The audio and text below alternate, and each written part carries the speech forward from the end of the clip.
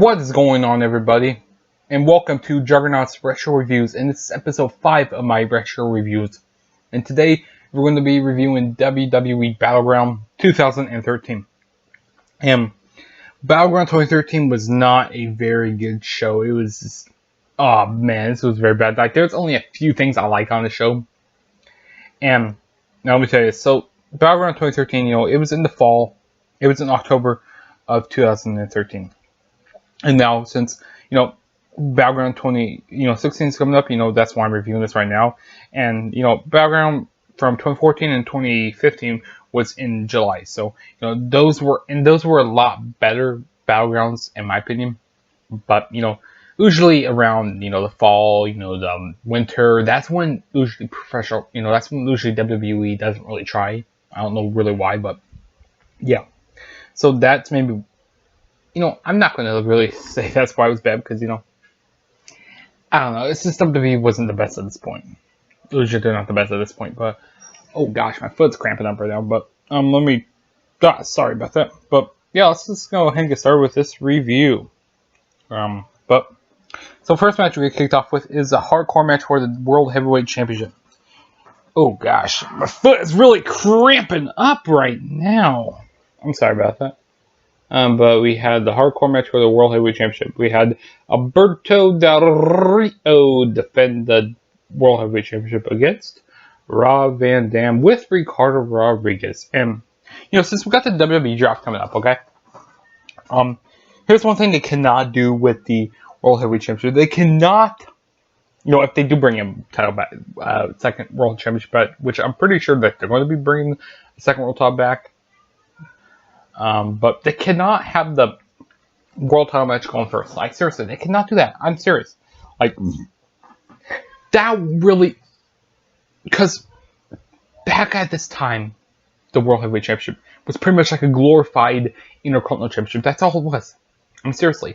If you want your title to be, on the main, pretty much on the main, stage as, like... I wouldn't say stage. What's the word I'm trying to say here? The main, as on the same level as the WWE Championship, you have to be like defending it towards the end of the show. And the feuds towards the end with the World Championship weren't the best. They weren't trying on SmackDown, and it was just very bad. So that's pretty much why they combined both titles at the end of the year at TLC. But like I said, they just need to try harder with the championship, the second championship, on SmackDown. But nonetheless, let's just go ahead and talk about this match now. So this was a pretty good match here. I actually enjoyed it for the most part. They did some pretty good work in the match. I like when RVD tried to go for the Van Terminator from the second, from the second row, from top rope, with his steel chair. It was pretty cool. I like the Rolling Thunder on top of the ladder. That was really cool. I just like some pretty cool spots in this match. I mean, both guys, they have pretty good chemistry in the ring. But one thing I have a gripe about is, like, why did they put Ricardo Rodriguez with Rob Van Dam? Because, at this time, I really wasn't in tune with WWE because, usually this is where I get tuned out of WWE. I still don't know why, but usually around this time I get tuned out. But I'm still watching. I didn't really understand why they paired up Ricardo Rodriguez with Rob Van Dam because they didn't really help each other out. Because, like, Rob Van Dam, he was getting ready to take a break, because he's pretty much a part-timer. He's getting ready to take a break from WWE until he came back in the May of 2014. And Rodriguez, he was getting ready to leave. I think he was getting ready to leave WWE, if I'm not mistaken. And I know no one gained anything off of each other, so I don't know really why they paired them up. I don't know, maybe it was for that something to do, but they have pretty good matches, at Night of Champions, and they had a good match here at Battleground, and it was good while it lasted. But the thing is, no one really gained anything out of this. But yeah. But still, your World Heavyweight Champion, Alberto Del Rio. And then next we had was a tag team match. It was the Real Americans, Antonio Cesaro and Jack Swagger, with Zeb Coulter. They faced Santino Marella and Great Khali with Hornswoggle. Really forgettable match. I don't really care about this match, but the winners of the match were the Real Americans, and That's pretty much all to say. But there's one cool spot I liked in the match when Cesaro did the swing on the Great Khali, and they were kind of building up the Real Americans at this point. But the thing is, then they had him lose to the Los Matadors, which was so stupid because the Los Matadors debuted and gosh, I don't like that at all. But oh no, but at least they were trying to do something with the Real Americans. But there was no point in this match either. A lot of the show was very bad. I'm going to be talking a lot bad about the show, so sorry if you guys disagree with me, but it is what it is. Everybody has their own opinion, but yeah. And then next we had the next match was for the Intercontinental Championship. Curtis Axel defeated R-Truth. Yeah, R-Truth was on a pay-per-view. R-Truth was going for the Intercontinental Championship on a pay-per-view. I didn't care about this match. I mean, seriously, no one cared. I didn't care. I was bored during a lot of this pay-per-view. Just tell you that I was just bored during a lot of this show. And sorry if you can hear my dog in the background, but my dog's barking. But this show was so boring. I mean, this match was boring. Sorry. Curtis Axel won. That's all I need to say. Curtis Axel won. And of course, Paul Heyman was in the corner of Axel. And there's not really much else to say. So, yeah. I mean, not much to say about that. And then next we had was the Divas Championship on the line. AJ Lee defeated Brie Bella. And Tamina Snuka was in the corner of AJ. And, of course, Nikki was in the corner of Brie. Once again, didn't care about this match. Now you know how everybody shits on how bad Nikki Bella is. I mean, how bad Nikki Bella is. Well, AJ Lee, she didn't put on the best matches in 2013. She put on good matches with Caitlyn and stuff. But the thing is, because Caitlyn was a good wrestler. But I mean, and also AJ Lee, she actually defended the title more, which I'm happy about that. But the thing is, she was facing a whole bunch of total divas and people like that. I did not like that, and her matches weren't the best. But I liked her matches with Caitlyn, and that was good.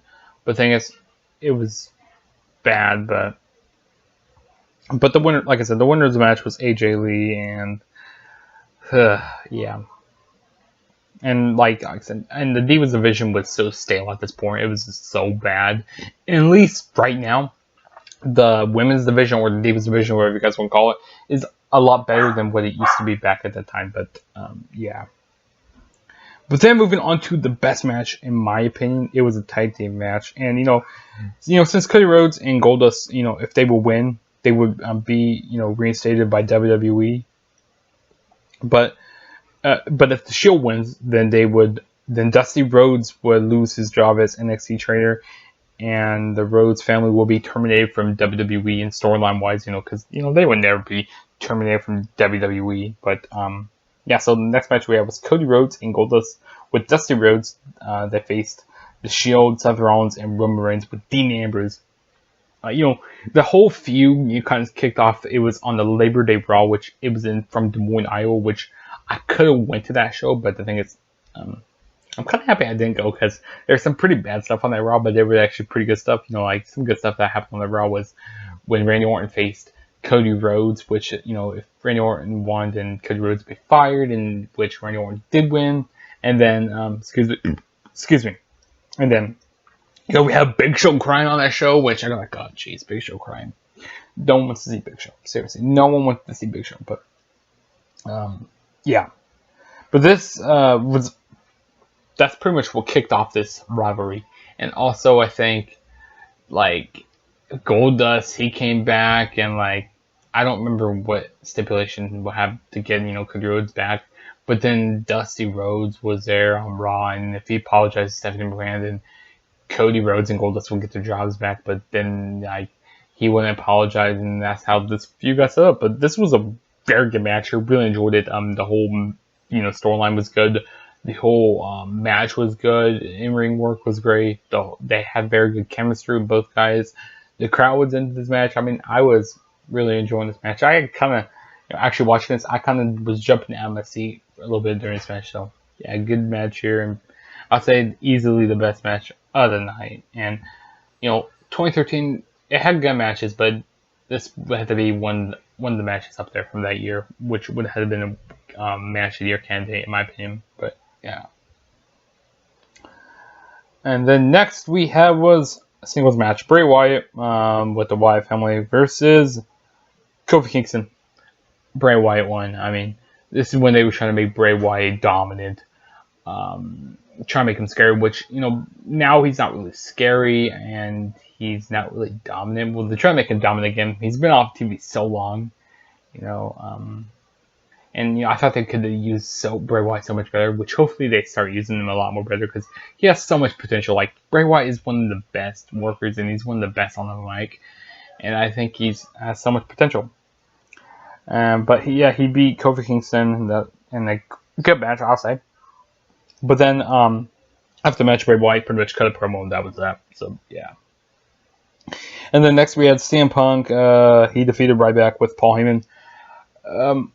Now this was a good match. Okay, don't get me wrong, but this feud was starting to get old because they doing this whole Punk and Paul Heyman feud. It wasn't really deal with Ryback. I mean, Ryback was a part of it, but it was mainly with Punk and Paul Heyman.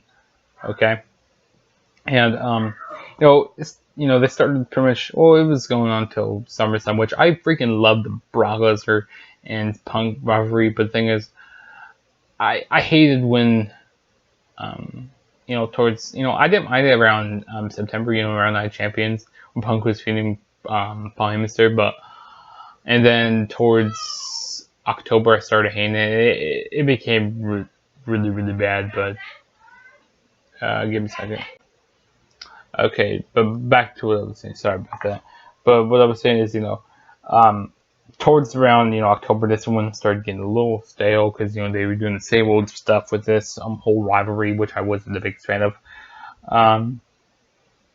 And, pretty much, around this time in 2012, Punk was the heel, and pretty much Ryback was the face, and now the roles were flipped. And maybe why the rivalry started getting bad was because probably Punk was getting ready to leave WWE. He was getting ready to leave WWE, and Ryback, he was not the best worker in my opinion. Ryback was not the best at all. He botched a lot of stuff, so that's why he wasn't the best. But towards the end. But the winner of the match was, like I said, it was CM Punk. I think he hit like a low blow when Paul Heyman, he was going for like a candlestick, and the referee was distracted. I got like, what? That got me thinking, like, what? Why did they have a face? That's just very fishy in my opinion. Like very odd for a face to win by a low blow. But yeah, I mean, WWE was doing weird stuff at this time, though. But yeah. But like I said, but Punk won. The next match we had was the main event. It was for the vacant WWE Championship. Daniel Bryan versus Randy Orton. Now, whole storyline how the WWE Championship was vacant was because at Night Champions, Daniel Bryan won the championship. But of course, Scott Armstrong, he counted the match fast. Counted the match fast, and Triple H took the title and made a vacate title. So that's how this match was. That's how the title was vacated. And then they had the match here. This was a good match. Don't get me wrong, really good match. But I don't like the ending. The ending really pissed me off when back at this time. Well, I watched the pay-per-view the next day because wasn't really able to watch pay-per-views back in this time, and I'm kind of happy I didn't watch this because the show is bad. But we have what happened here? Oh yeah, we had Big Show come out, and he knocked out Daniel Bryan, and then he slid out the referee when he was doing the count. And then Armstrong came out to do the pin and knocked out. I think he knocked out Armstrong. And then Big Show knocked out Armstrong, and then he knocked out Randy Orton. And that's how the show ended. I got seriously. And I was not a fan of that at all, how they ended that. Like, I don't like how shows end with no contest. I'm not a fan of that. Like, I want a finish to the match. Give me a finish. You know, I paid for the show for you guys to give me a finish. And if you guys don't give me a finish, I get pissed off about that. Like, seriously, why? Like, I want my money back, but if you know, I'm gonna get a finish on the show, but yeah, that wasn't the best show at all, in my opinion. It was not good at all. But yeah, it was the end of my Battleground 2013 review, which I already reviewed 2014 and 2015 on the channel, but you guys go check those out already. In my past reviews, you guys go check those out. Which 2014, 2015 were a lot better. So yeah, but if I had to pick one match on here for you guys to go back and watch, it would be the Cody Rhodes and Goldust, the Rhodes. I'll just say the Rhodes brothers versus the Shield. Best match tonight. I mean, we had a few other good matches. You know, we had Del Rio and Rob Van Dam. That was a good match.